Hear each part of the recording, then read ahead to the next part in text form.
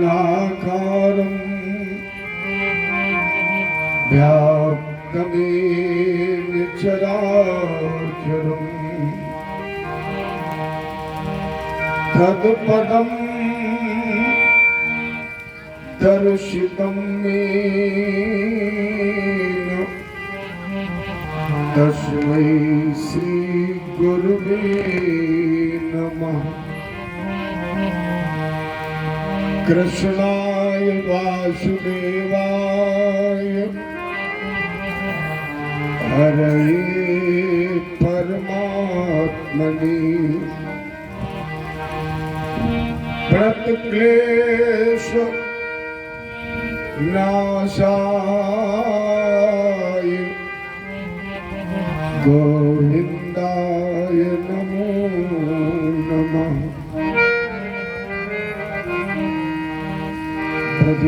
वसन्तं नवनीतचोरं गोपाङ्गनानां शतफूलचोरम्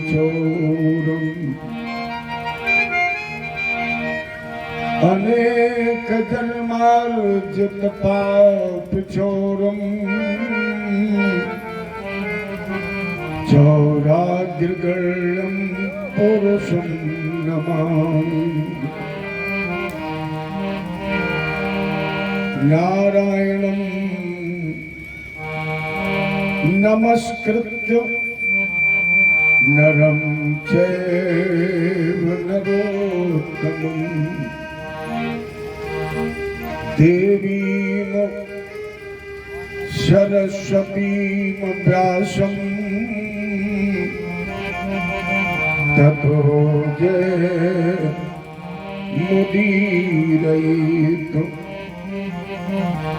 नौमि भवपुषे हरिदम्बराय गुञ्जावतंस परिपिच्छलशङ्खाय वन्यस्रजे कवल वेत्र विशाल वेणु लक्ष्मश्रिये मृदुपदे पशुपाङ्कजाय योऽन्तः प्रविश्य मम वाचमिमं प्रसुप्ताम् संजीव यत्खिलशक्तिधरा सधाम्नाम् अन्यास्तहस्तचरण श्रवणत्वगादीन् प्राणानमो भगवते पुरुषाय तुभ्यम्। गिर को उठाय ब्रज गोपों को बचाय लीन हो अग्नि से उभारी पांडु बालक मधारी की राखो गज घंटा तले बालक विहंगम को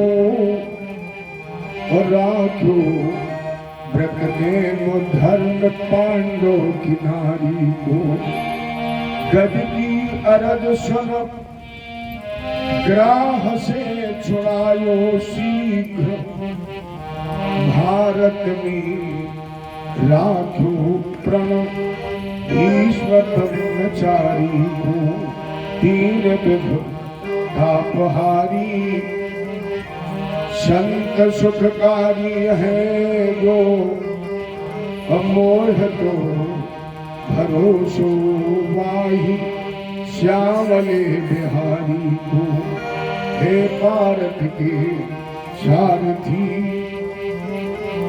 लाखों बार प्रणाम आकर दूर संभालिए मन की छुट्टी लगाम भगत भक्ति भगवंत गुरु चतुर नाम बपुए तिनके पद बंधन किए नाशक विघ्न अनीब करो प्रणाम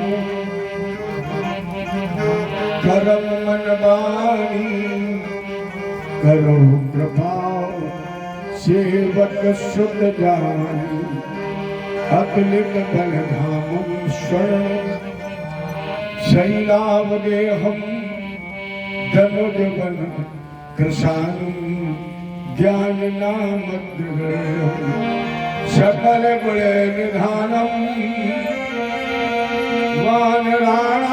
वानराणामधीशम रघुपत प्रिय भक्तम पात जातम नमामि। प्रभु भगवान की जय, कृष्ण भगवान की, रामचंद्र की, उमापति महादेव की, आदि शक्ति दुर्गे मैया की, भागवत भगवान की, बलबजरंगबली की जय। जय श्री राधे, जय जय श्री राधे, जय जय श्री। आज हम आपको तृतीय दिवस धर्म संसद में उपस्थित होकर सत्संग सुधा का पान करें। इसके पहले मन, वाणी, बुद्धि, चित्त, अहंकार और आसन को पवित्र करने के लिए गाते 2 बार भगवान का नाम।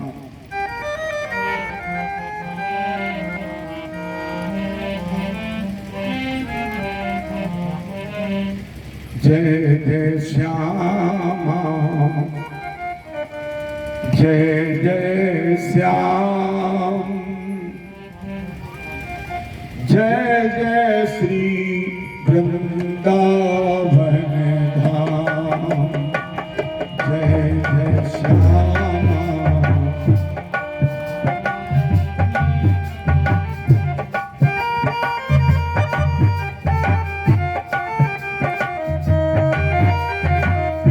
जय जय श्यामा, जय जय श्याम, जय जय श्री वृंदावन धाम, जय जय श्याम,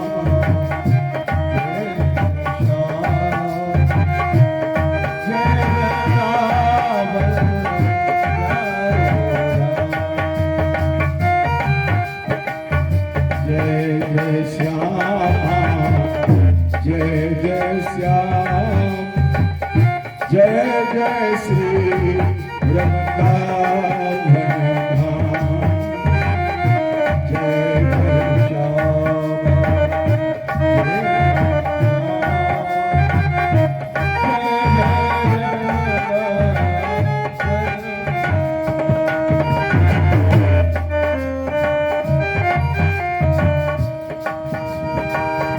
पावन राधा तेरो नाम पावन है वृंदावन धाम, पावन राधा तेरो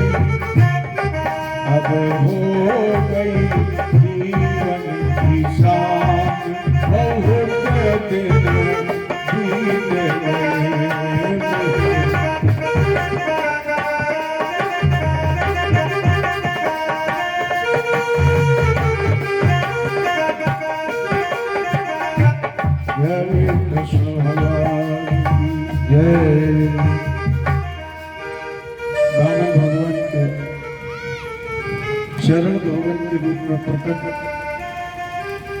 ब्रह्मांड कमंडल में बंद भागीरथ के अथक प्रयत्न से भारत को पवित्र करने वाली कल कलुष विनाशिनी मोक्षदायिनी प्रकाश मंडली भागीरथी विश्वपति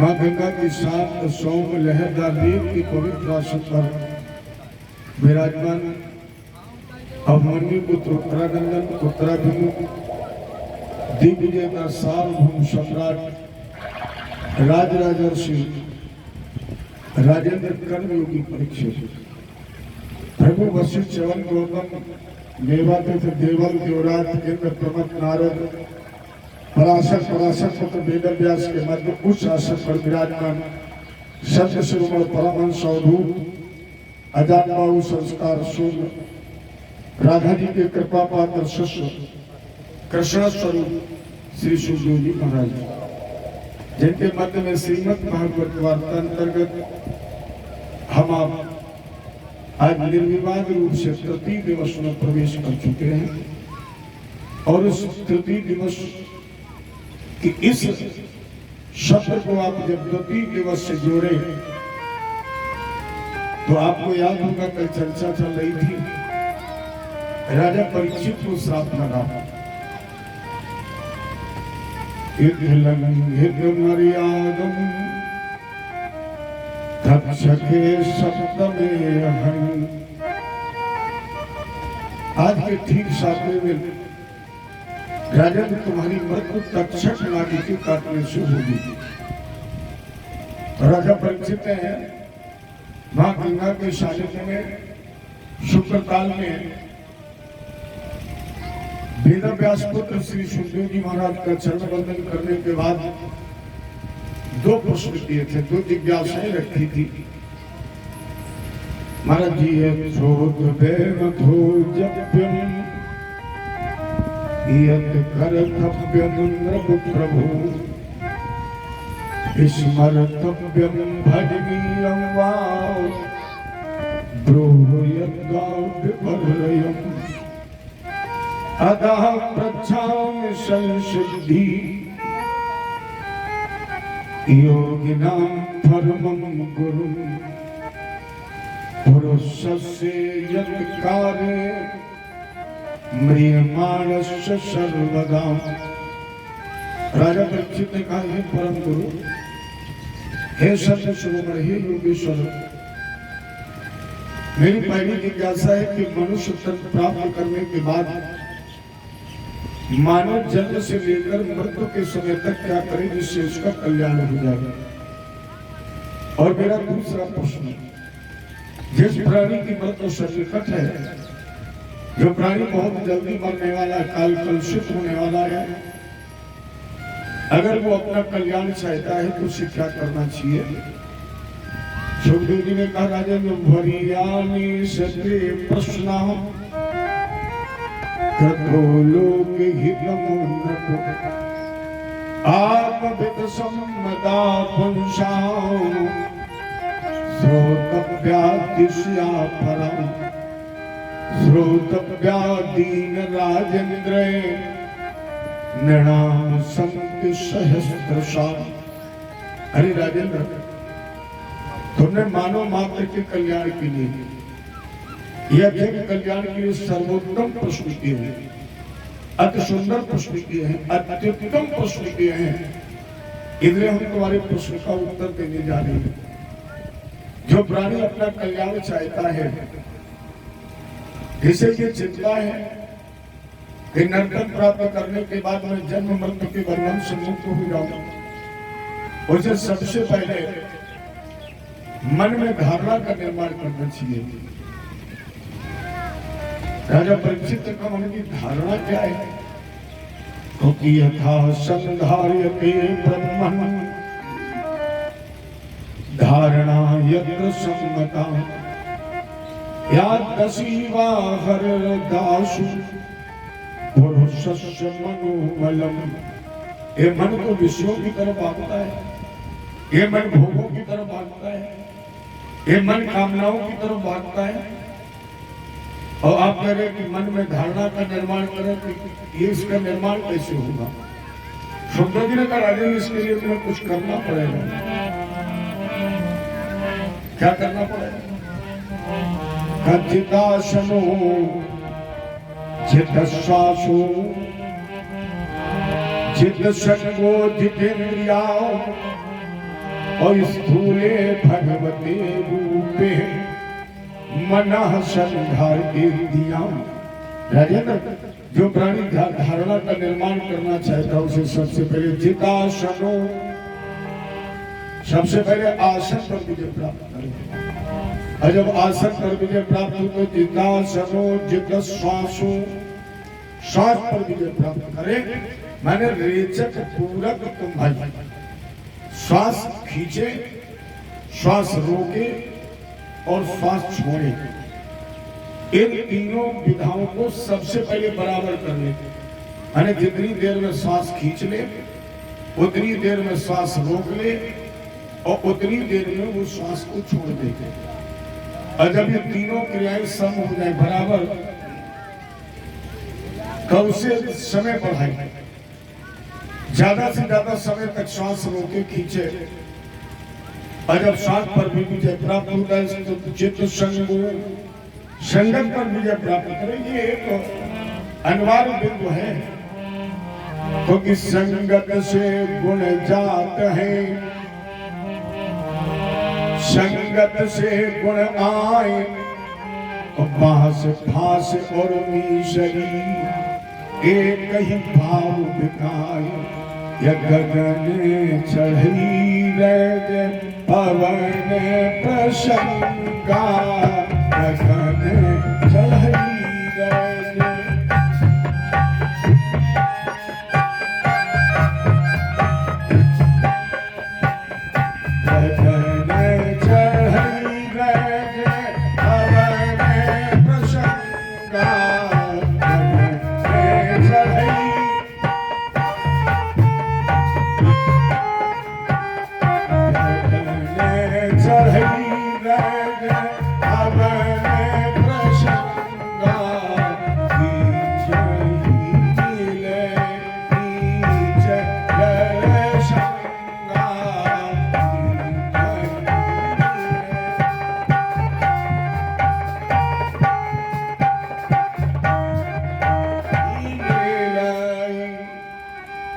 बाबा ने लिखा है गगन चढ़ी रज पवन प्रसंगा और कीचई मिले नीच जल सुंगा।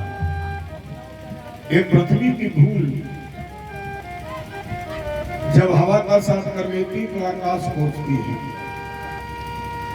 और यही धूल जब जल की नीच संगत में पड़ जाती है तो कीचड़ में बन जाती है। जैसे जानवर भी पैर बचा करके रखते हैं, इसलिए जित संगो आप संगत पर विजय प्राप्त करें। कभी मनुष्य के जीवन पर संगत का असर होता है, और जब संगत पर भी विजय प्राप्त हो गए तब जितेंद्रिया, तब पांच कर्मेंद्री, पांच ज्ञानेंद्री और एक मन, इन एकादश इंद्रियों को जीत लेंगे। और एकादश इंद्रियों को जीत करके इस स्थूले भगवते रूपे, तब ये मन भगवान के स्थूल स्वरूप में लगाए। राजन औमित्य गीता में भगवान कह रहे हैं औमित्येकाक्षरं ब्रह्म व्यायाहर्मामन स्मरन् या प्रायुक्तदेहम् संयाति परमां गतिम्। हे अर्जुन, जो अपना कल्याण चाहता है उसे ओम शब्द रूप, ओम शब्द का निर्माण उकार, अकार और मकार। देखो, जब हम किसी मंत्र का अनुष्ठान करते हैं तो सबसे पहले ओम का उच्चारण करते हैं। ओम का मतलब है प्रणव। ओम प्रणव है, और प्रणव का मतलब है प्र माने प्रपंच, ना माने नहीं, व माने वहां। जब हम ओम शब्द का उच्चारण कर देते हैं तो ये संकेत करता है कि अब हम वहां का ध्यान कर रहे हैं जहां पर किसी प्रकार का कोई प्रपंच नहीं है, जो प्रपंच नहीं। तो ओम शब्द रूप ब्रह्म का जो सर्वथा दोषों का परित्याग करके निष्कपट, निश्चल, निर्विवाद, निर्मल भक्ति करता है। देखो, यहां ध्यान देने की बात है। भक्ति कैसी हो? निर्विकार, जिसमें कोई विकार ना हो। भक्ति कैसी हो? जिसमें मांगने की कोई भावना ना हो। आजकल क्या होता है, 10 दिन हमने अगरबत्ती लगाई, धूप दीप नैवेद्य रखा और बोले माता जी अब हमारे लड़के की नौकरी लग जाए तो हम भागवत करा देंगे। क्या माता जी आपने भागवत की भूखी है? मांगिए, मांगना काम नौकरों का है। क्या भक्ति हमने मनरेगा का नौकर बन करके की है? क्या हमने भक्ति की भगवान से मांग लिया? नहीं, मांगना नहीं है, केवल भक्ति करनी है। देखो, भगवान सब जानता है तुम्हें क्या चाहिए, ये मांगने की जरूरत नहीं। निष्कपट भक्ति करो, क्योंकि भगवान की वही बातों तो प्यारे हैं। कौन? निर्मल मन जन, भगवान को कौन से भक्त प्यारे हैं? निर्मल मन जन सो मोहि पावा।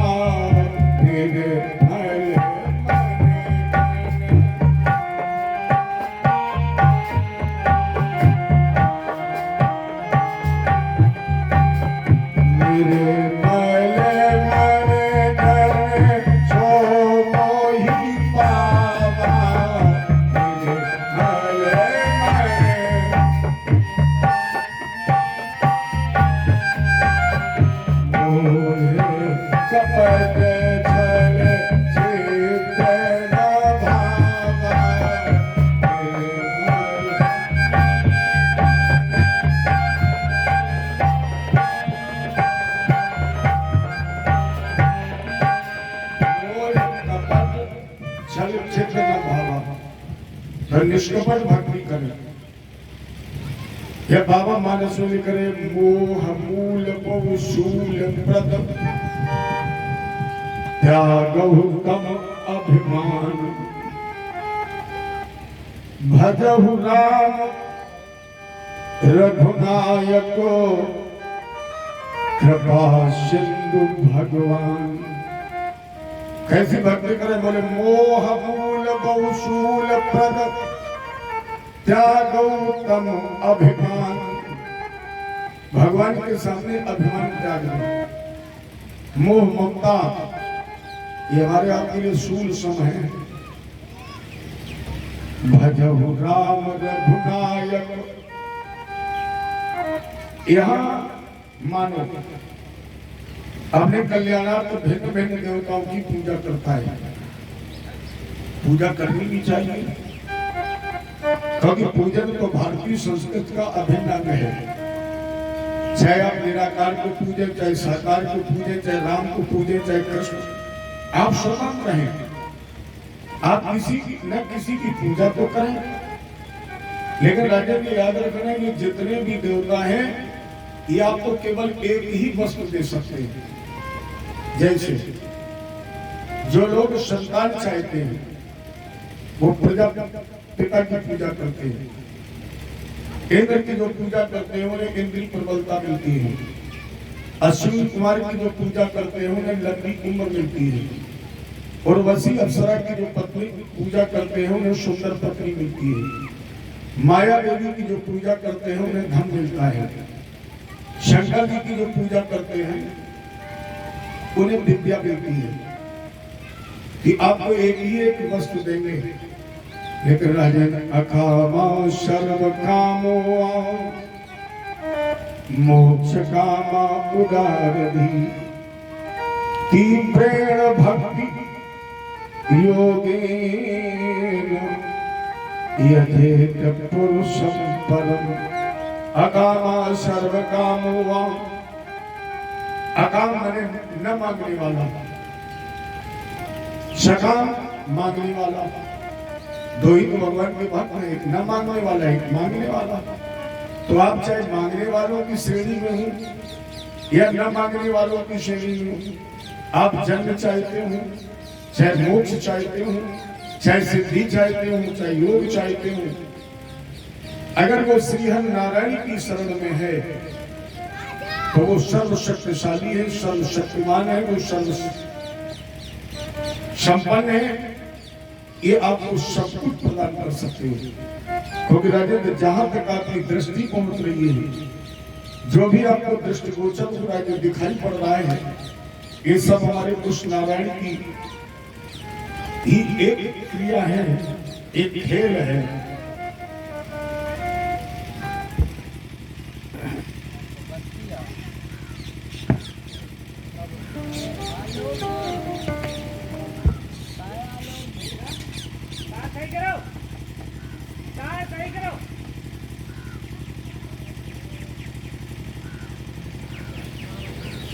जय बोले कृष्ण भगवान की।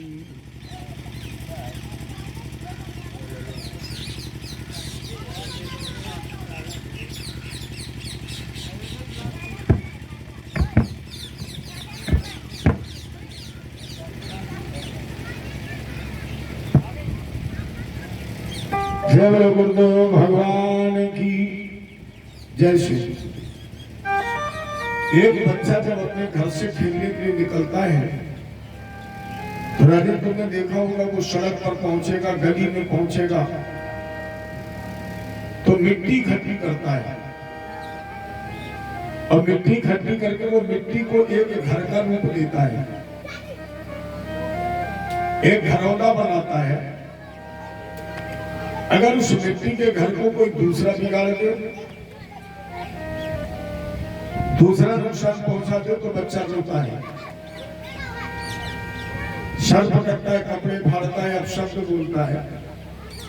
लेकिन जब वही बच्चा उस मिट्टी के घर से खेलते खेलते थक जाता है या सूर्यास्त हो जाता है और अपने घर की तरफ वापस चलता है, तो अपना वो बनाया हुआ घर वैसे नहीं छोड़ता है। जाने से पहले उसमें 2-4 लाते मार देगा, बराबर कर देगा, घर चला जाएगा। जब सुबह फिर खेलने आएगा तो फिर वही मिट्टी के खिलौना बनाता है। अर्थात राजन, जिस तरह एक बच्चा मिट्टी के घर से खेलता है, बनाता, बिगाड़ता है, उसी तरह हमारे ठाकुर जी भी इस संरचना को बनाते हैं, खेलते हैं और खेलते खेलते जब एक वो हम होना चाहते हैं तो अपने हाथ से बनाए उस खिलौने को बिगाड़ ही देते हैं। लोग गाते हैं अजब रचा भगवान खिलौना माटी का। कबीर जी ने यहाँ पर भाव दिया है, अरे बनाए दीनी कारीगरवा कितनी सुंदर बकरी बनाई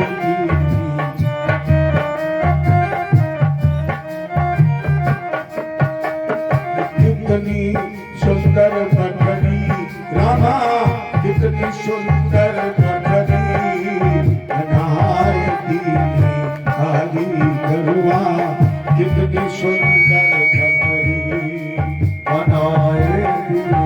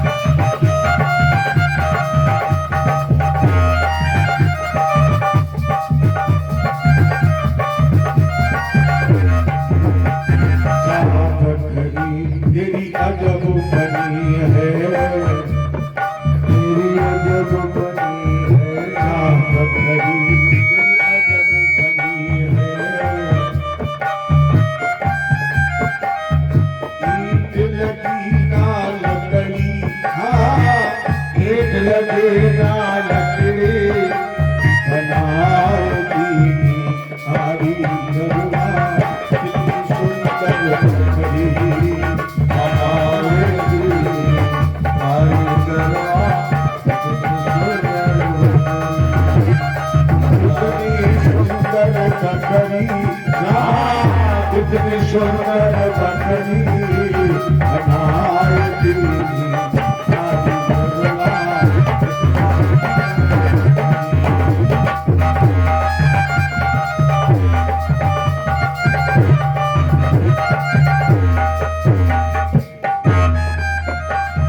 जहाँ बकरी में नौ दरवाजे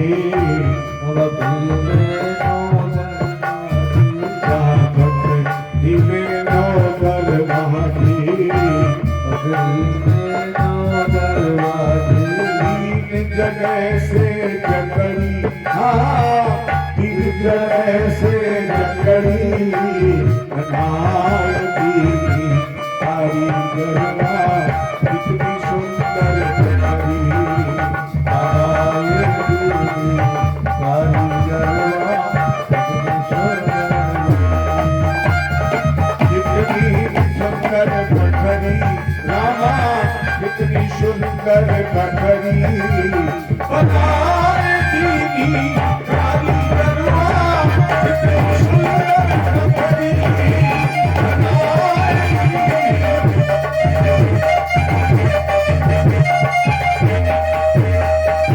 कितनी सुंदर बकरी बनाए दीनी कारीगरवा कितनी सुंदर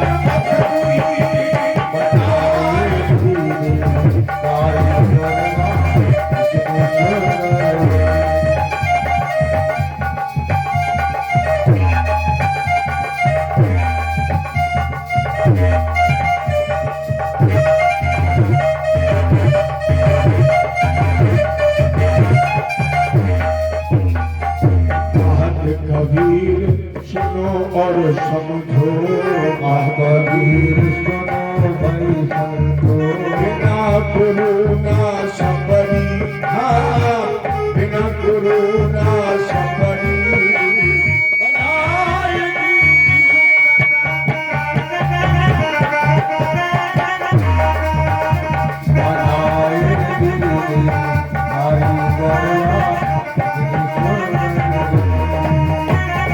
कितनी सुंदर बकरी रामा कितनी सुंदर बनाए दीनी कारीगरवा कितनी सुंदर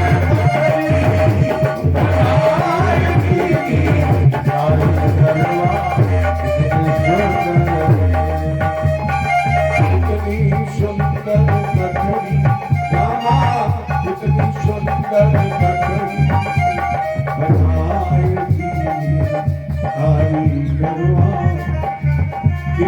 सुंदर। राजा ने जिस तरह एक बच्चा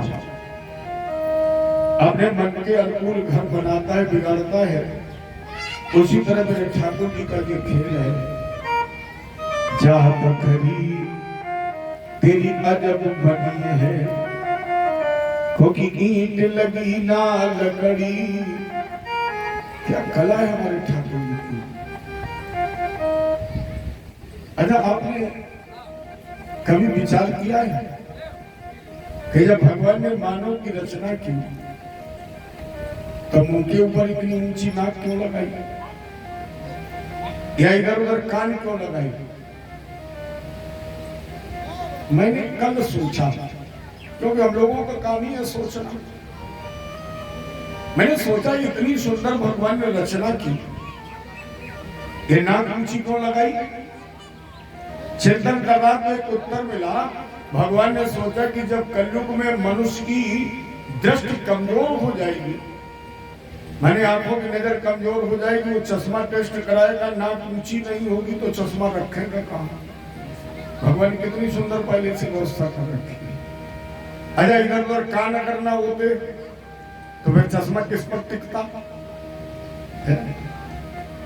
अरे बनाए दीनी कारीगरवा कितनी सुंदर बखरी।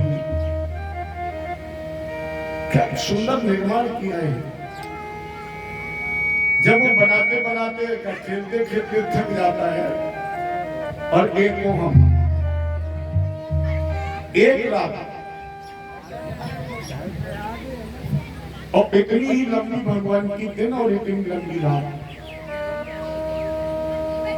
एक दिन में ब्रह्मा के हमारे आपके 1000 चतुर्युग बीतते हैं। ब्रह्मा के एक दिन में 1000 सतयुग,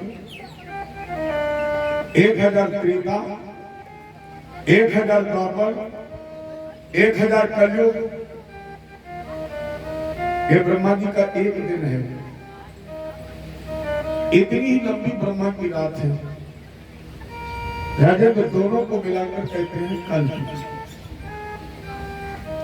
जब रात बीत जाती है तो परमात्मा एक से अनेकों हम पुनः, तो सबसे पहले महत्व पंचभूत, पंच तन्मात्र, 11 इंद्रियां आदि इन 23 गुणों से विराट शरीर का निर्माण होता है। यह विराट पिंड जल में निष्क्रिय पड़ा रहता है। जल का पर्यायवाची शब्द है नाद। जब यह पिंड निष्क्रिय रहता है जल में तो इसका नाम पड़ता है नर। समय परमात्मा ने इसके 3 भाग किए, आत्मा, परमात्मा और विराट। राजा ने यही भगवान का प्रथम अवतार है। इसके बाद इस पिंड में जब पंच प्राण वायु का समावेश किया, प्राण अपान उदान व्यान समान, तो ये हिलने डुलने लगा। जब पिंड हिलने डुलने लगा तो इसे भूख प्यास का आभास हुआ। परिणाम स्वरूप इसमें एक एक अंग का निर्माण हो गया। सबसे पहले इसमें मुख बना और जैसे मुख का प्रादुर्भाव हुआ तो इसमें अग्नि देवता ने निवास किया और हमें आपको बोलने की क्षमता मिली। मुख के अंदर तालु का निर्माण हुआ, इसमें वरुण देवता ने निवास किया और हमें आपको स्वाद लेने की क्षमता मिली। इस पिंड में नाक का निर्माण हुआ, अश्विनी कुमारों ने प्रवेश किया, हमें आपको सूंघने की क्षमता मिली। आंखों का निर्माण हुआ, सूर्य भगवान ने निवास किया, देखने की क्षमता मिली। कानों का प्रादुर्भाव हुआ, इसमें दिशाओं ने प्रवेश किया और हमें आपको सुनने की क्षमता मिली। इस पिंड ने त्वचा का निर्माण किया, वरुण देवता ने, वायु देवता ने प्रवेश किया, माने हवा ने, जिससे हमें आपको स्पर्श करने की क्षमता मिली। एक एक अंग का निर्माण होने के साथ इसमें एक एक देवता ने प्रवेश किया और हमें आपको इस शरीर में एक एक नई शक्ति मिली। और जब इन सब का निर्माण हो गया तो तल्लोकम एव विष्णु अप्रादिविशत सर्व गुणाभासम तस्मिन् स्वयं वेदमयो विधाता स्वयं भुवं कृष्ण पदं शोभूत तल्लोकम पद्मम एव विष्णु। इसकी नाभ से कमल का पुष्प और उस कमल के पुष्प पर स्वयं भुवम स्वयं विधाता हमारे ब्रह्मा जी का प्रकट हुआ। अब ब्रह्मा जी ने सोचा हम देखें कैसे चारों तरफ, फिर के चार मुंह हो गए। अब इन्होंने सोचा कि मेरा जन्मदाता कौन है, जो किसने मुझे पैदा किया है। जन्मदाता का पता लगाने के लिए उसी कमल नाल के अंदर प्रवेश कर गए थे और कमल नाल में प्रवेश करने के बाद इन्होंने 100 दिव्य वर्ष तक उस भरे हुए अथाह जल में अपने जन्मदाता को ढूंढा और जब पता नहीं लगा तो फिर उसी कमल के पुष्प पर आ गए और ये चिंतन करने लगे कि मुझे पैदा किसने किया है, उसका मुझे ज्ञान कैसे हो। तो उस जल की लहरें टकराने से बड़माला का 16वां और 21वां अक्षर सुनाई पड़ा। बड़माला का 16वां अक्षर है ता और 21वां अक्षर है पा। ऐसा लगा जैसे ब्रह्मा जी से कोई कह रहा हो ता। परिणाम स्वरूप इन्होंने वही नाद को स्वीकार करके 100 दिव्य वर्ष तक तपस्या की। और जब ये 100 दिव्य वर्ष तक तपस्या कर रहे थे उसी समय श्री हम नारायण ने यह प्रकट होकर के ब्रह्मा जी को चतुर्थ श्लोकी भागवत का ज्ञान दिया। अरे ब्रह्मा अहदेवास देवाग्रे अनान्यदेव सद सद परम यज्ञादेहं यदे तच्चै योगो शिष्यते स्वयं। भगवान ने कहा ब्रह्मा जब इस जगत में कुछ भी नहीं था, जब सृष्टि नहीं थी तब भी मैं था, इसके मध्य में भी मैं ही हूं और जब ये सृष्टि नहीं रहेगी तो भी केवल मैं ही रहूंगा। अर्थात मैं प्रारंभ में भी था, मैं मध्य में भी हूं और मेरे लिए कभी ना होने वाले अंत में भी मैं ही हूं। ब्रह्मा इसलिए वास्तव में न जो कुछ नहीं है वो सब कुछ प्रतीत हो रहा है, यही मेरी माया है। माया का मतलब या माने जो मामूली नहीं, जो नहीं है वही तो सब दृश्य हो रहा है, ये मेरी माया है। मैं जगत व्यवहार में ऐसे समाया हुआ हूं जैसे हर लकड़ी में आग है। दुनिया में कोई ऐसी लकड़ी नहीं जिसमें आग ना हो, लेकिन अगर लकड़ी हाथ में दे दी जाए तो क्या आग प्रकट हो जाएगी? नहीं प्रकट होती। कब प्रकट होती? भवन का अतिशय रगड़ चंदन इतना शीतल होता है कि लोग उसे अपने मस्तक पर धारण करते हैं तो उसे वो शीतलता प्रदान कर देता है। लेकिन आपने देखा होगा जब वैदिक यज्ञ होते हैं और यज्ञों में आचार्य लोग मथानी ही तो चलाते हैं और वहां क्या होता है? अतिशय रगड़ करे जो कोई अतिशय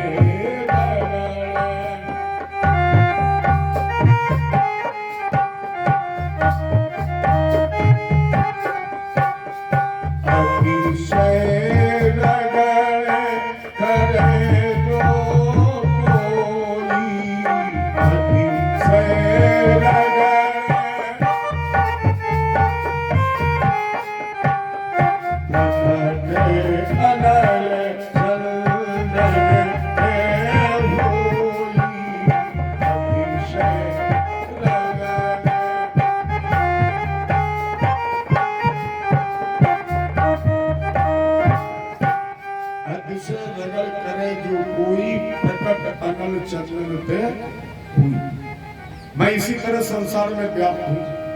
या दूसरी तरफ दुनिया का कोई ऐसा बीज है जिसमें पेड़ ना हो? कोई ऐसा बीज है? और मेरी समझ में सबसे छोटा बीज किसका है? पीपल और बरगद का। और कितना विशालतम वृक्ष इसके अंदर होता है। लेकिन क्या बीज हमारे हाथ में आ जाए तो पेड़ दिखाई पड़ेगा? नहीं दिखाई पड़ता है।